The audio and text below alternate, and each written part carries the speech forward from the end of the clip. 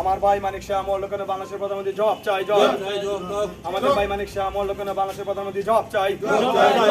আমাদের 1971 থেকে এখনো আমরা সেটা দেখতে পাই এবং আমরা লক্ষ্য করেছি, নয়তোবা 60% হিন্দু সনাতনী ভাইয়েরা থাকার পরেও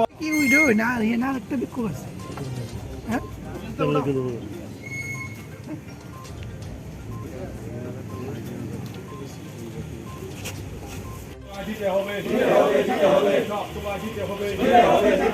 আন্দোলন চলছে, চলবে, আন্দোলন চলছে।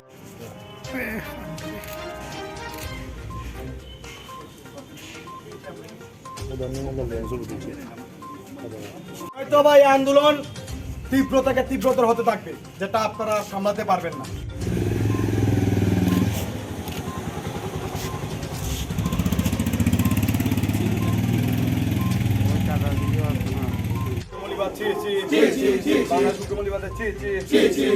বাংলাদেশের উগ্রমূল্যবাদ চিন্তাধারা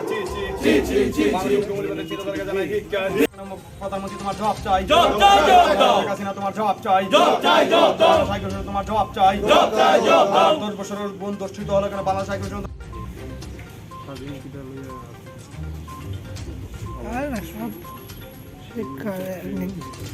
নির্যাতন হয়েছে সেই বিষয়ে আপনার মতামত এবং আপনাদের যে নির্যাতন তার জন্য আপনারা এখানে ক্ষমা চাইতে হবে এবং এখানে দুঃখ প্রকাশ করতে হবে যে বাংলাদেশের যেটা হয়েছে তার জন্য আমরা জবাব তোমায় দিতে হবে, জবাব তোমায় দিতে হবে।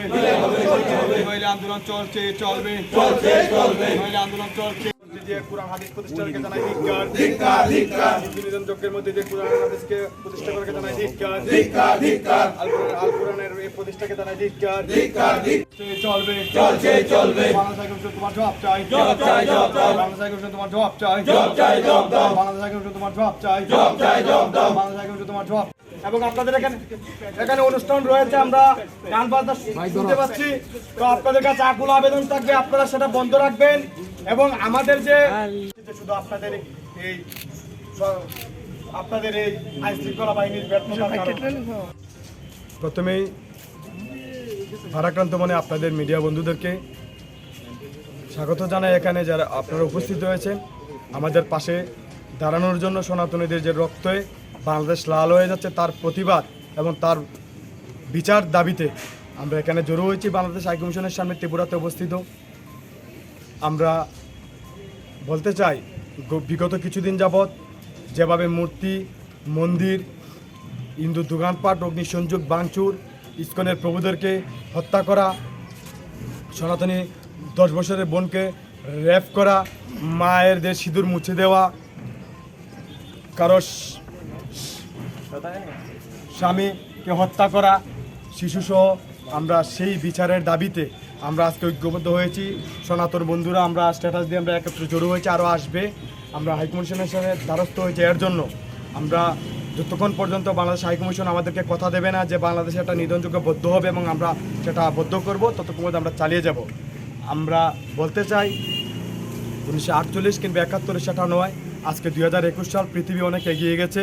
সনাতনী বন্ধুরা আজকে সাহস জুগিয়ে বাংলাদেশের মাঠেও নেমেছে, আন্দোলন করছে।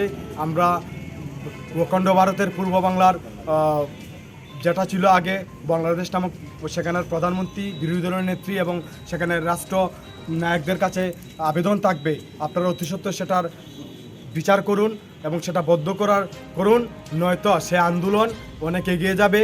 এবং একদিকে 25 থেকে 30 কোটি আমার সংখ্যালঘু ভাইয়েরা দেশে বসবাস করছে, আরেকদিকে মাত্র 1.5 কোটির উপরে সনাতনী ভাইয়েরা বাংলাদেশে বসবাস করছে। তফাৎটা এই জায়গায় শুধু এর বেশি কিছু নয়। কেউ যদি মনে করেন যে 1.5 কোটি হিন্দু নিধন করে বাংলাদেশ কায়েম করে ইসলামিক রাষ্ট্র প্রতিষ্ঠা করবে, তাহলে মনে রাখবেন আপনার 25 থেকে 30 কোটি নাগরিকের দায়িত্বটা কিন্তু আপনাকে নিতে হবে। এখানে কোনো কিছু হলে তার রাষ্ট্রের দায়ভার নিবে প্রত্যেকটা ইসলামিক কান্ট্রি। আমরা এটা জোর গলায় বলতে চাই। আমরা বলতে চাই পৃথিবীতে যত ইসলামিক কান্ট্রি প্রতিষ্ঠিত করার চেষ্টা করেছে সেখানেই সংখ্যালঘু নিধনের মধ্যে দিয়ে হয়েছে। আরব আমিরাত থেকে শুরু করে ইতিহাস ঘেঁটে দেখবেন সেখানে হিন্দুরা ছিল, সনাতনীরা ছিল। আমরা সেই প্রতিবাদ এবং বিচারের দাবিতে এখানে জড়ো হয়েছি এবং মিডিয়ার বন্ধুদের থাকার আবেদন রাখছি, কারণ আমরা ততক্ষণ মধ্যে আন্দোলন চালিয়ে যাবো যতক্ষণ পর্যন্ত আমাদের হাইকমিশন আমাদেরকে কোনো সুরাহা না দিচ্ছেন এবং সেই আন্দোলন চলবে এবং সেটা এখন প্রতিবাদ চলছে, প্রতিরোধ হবে, তারপর প্রতিশোধ নেওয়া হতে পারে সে আশা ব্যক্ত করে এবং আপনাদেরকে পাশে থাকার আবেদন রেখে আমি কথা বলা এখানে শেষ করছি। আপনারা কি সোশ্যাল মিডিয়ার মাধ্যমে আপনারা সোশ্যাল মিডিয়ার মধ্যে আপনার নামটা? সৌমিত্র গুহ।